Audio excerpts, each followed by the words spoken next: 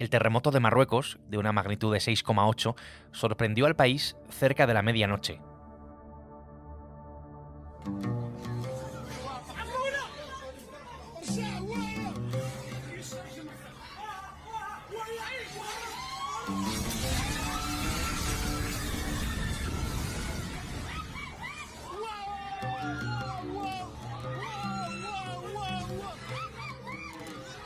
Desde el viernes hasta hoy, las cifras de muertos y heridos no dejan de aumentar y la previsión además es que siga haciéndolo. La zona más afectada es el Alto Atlas, una zona montañosa, más bien pobre y llena de construcciones que son bastante antiguas. Entre los muertos y los escombros, un país que parece abandonado por sus propias autoridades. Hoy en El Mundo al Día viajamos directamente hasta allí. Soy Javier Atard y es martes, es 12 de septiembre. El Mundo al Día, un podcast del Mundo.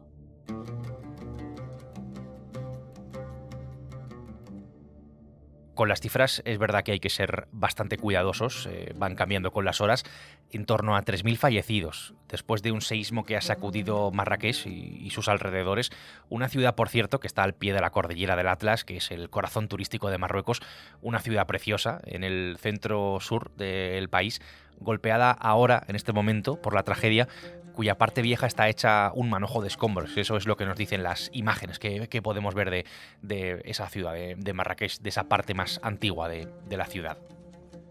Hasta toda esa zona se han desplazado la periodista de la sección internacional de este periódico, Rosa Meneses, y Carlos García Pozo, que es el jefe de fotografía del Mundo. A través de su relato, en una carretera en algún punto entre Marrakech y las aldeas montañosas del Alto Atlas, vamos a adentrarnos en el Marruecos que está bajo los escombros. Escenas como esta son las que han podido captar, como la de esta mujer que ha perdido a toda su familia en Tasmert, a unos 60 kilómetros de Marrakech, 7 miembros de su familia en total. Estas son las escenas que se repiten por toda esa zona del país. Hola Javier, ¿qué tal? Pues mira, aquí el ambiente es de desesperación. Hay mucha devastación en las zonas afectadas por el terremoto. Nosotros hemos estado en varios pueblecitos del Alto Atlas, arriba en la montaña a unos 2.500 metros de altura. Son zonas de difícil acceso y bueno, allí la gente, sobre todo en las primeras horas del terremoto, el sábado y el domingo, pues se ha encontrado sola. Nos han contado que esperaban más ayuda por parte de las autoridades, han estado horas y horas esperando la ayuda. Las personas que han quedado atrapadas por los escombros han sido rescatadas por los propios vecinos, con sus propias manos, con las manos desnudas. Por eso el ambiente está siendo, pues está muy marcado por la falta de esperanza, sobre todo por la desolación, la tristeza por la pérdida de los seres queridos y la frustración de una ayuda que a las primeras horas, cuando más se necesita, ha estado ausente y ahora ha empezado a fluir, pero con cuentagotas, porque todavía se están desplegando los efectivos y todavía se están montando en algunas zonas las tiendas de campaña para acoger a la población que ha quedado sin casa y que están durmiendo en la calle.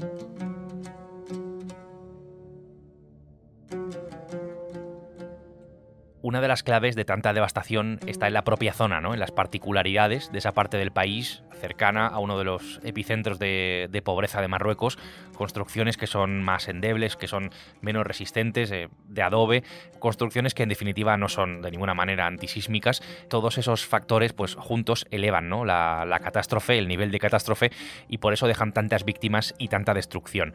Además, el terremoto ocurrió, lo decía al principio, ¿no? Cerca de la medianoche, un momento del día en el que bueno, pues casi toda la población no está dentro de sus casas. Las zonas más afectadas por el terremoto, que ha sido uno de los más intensos de la historia reciente de Marruecos, son las provincias de Al-Haus, Taroudant y Marrakech sobre todo, pero el terremoto se ha sentido también en otras zonas más alejadas. Estas zonas son regiones que se encuentran en lo que se llama el Alto Atlas, que es una zona montañosa, es una cadena muy escarpada. Son zonas rurales, zonas agrarias donde bueno, la población se dedica a la ganadería y al cultivo de árboles frutales, de argán y de árboles de frutos secos. Hay también muchos almendrales son típicos de esta zona, y es una zona pues bastante pobre y alejada de los centros urbanos del país.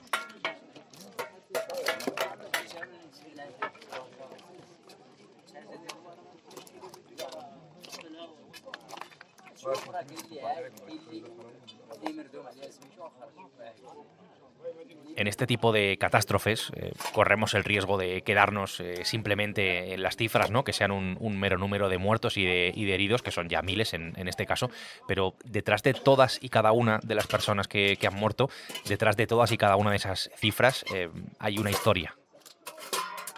Se trata también de personas que lo han perdido todo. Y bueno, una de las historias que más me ha emocionado es la de Hassan, al que encontramos ayer, un joven que ha perdido a su mujer y a sus 2 bebés gemelos recién nacidos. Justo la noche del terremoto, me contaba Hassan, acababan de llegar del hospital y cuando ocurrió el terremoto apenas les dio tiempo de coger a los bebés y salir a la calle cuando ya se les derrumbó la casa encima. Él quedó atrapado entre los escombros durante horas y los jóvenes de la aldea de Mulay Ibrahim lograron rescatarle con sus propias manos, pero sin embargo ya se había dado cuenta mientras estaba allí atrapado de que su familia había muerto. Le encontramos en un estado todavía de shock, casi no podía hablar ni contar su historia y fue muy difícil poder reconfortarle porque no había palabras de consuelo para una persona que ha perdido toda su vida prácticamente en un segundo.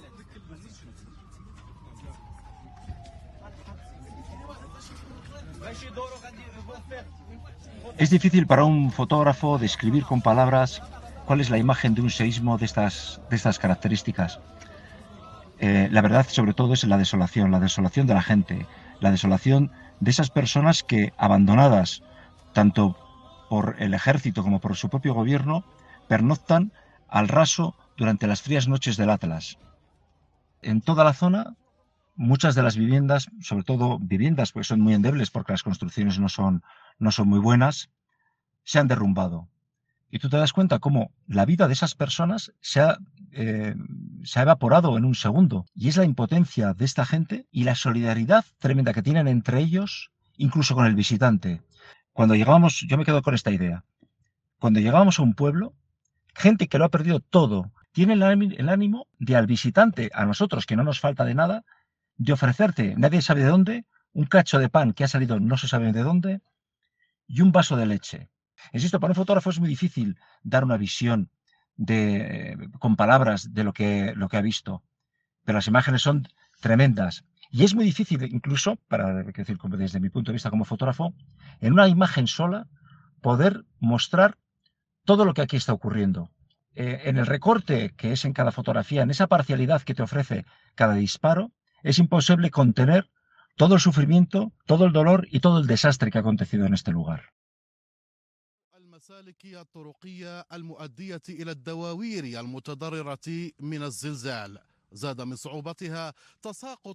Así es como informaba la televisión pública de Marruecos del terremoto y de los estragos que ha causado en el país. Contaba Carlos hace un momento su visión como fotógrafo, ¿no? En una catástrofe como esta. Yo le había pedido, ¿no? Le pedía que se quedara con una imagen de todas las que ha visto por su objetivo.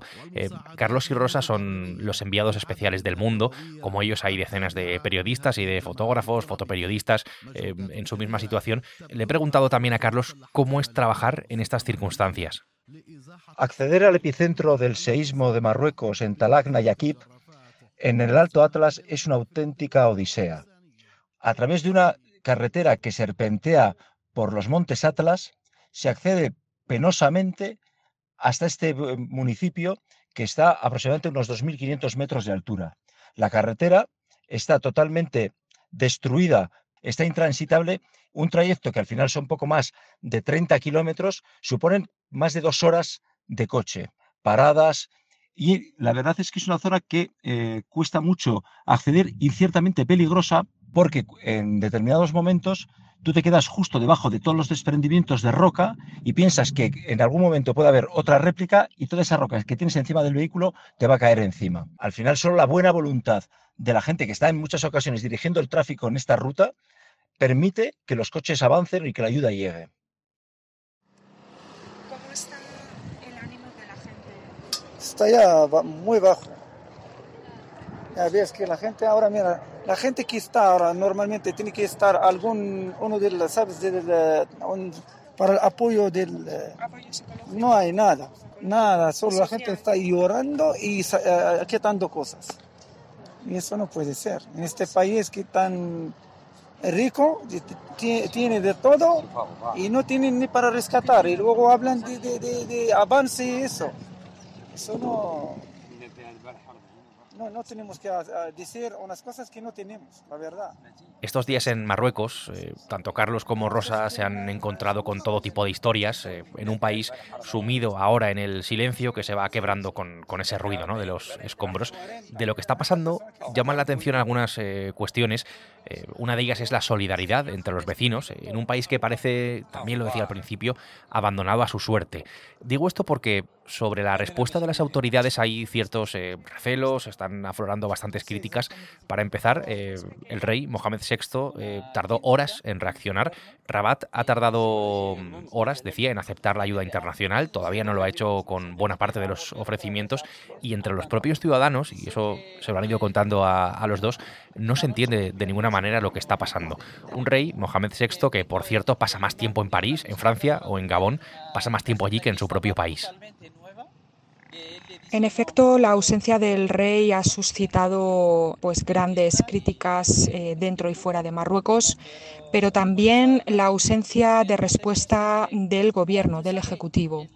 Y a ello puede estar unido, pues aquí en Marruecos el rey es la máxima cabeza del Estado y del gobierno. Como siempre decimos, el rey en Marruecos reina y gobierna. Y por eso las autoridades del país seguramente habrán esperado primero a una primera señal del rey para luego ellos reaccionar. Y esta primera señal del rey tardó varias horas en producirse, pero no tenemos la certeza de por qué razón. Hay especulaciones, sobre todo aquí en Marruecos, que dicen que el rey seguramente estaría enfermo, tratándose en París, en alguna clínica de París, y que debido a su estado, por eso le ha sido difícil reaccionar antes. Enseguida que pudo volver al país, se planteó una reunión del Ejecutivo con las principales responsables, pero claro, ya habían pasado muchas horas clave, y eso ha lastrado la reacción para poder rescatar con vida al máximo número de personas. Yo me he encontrado muchas críticas entre la población afectada. Recuerdo ayer entrevistando a 2 de las víctimas del terremoto que habían perdido su casa, que me contaban que quizá sí lo más necesario son mantas y comida, pero que también unas palabras de consuelo por parte de los responsables del país también les habrían reconfortado.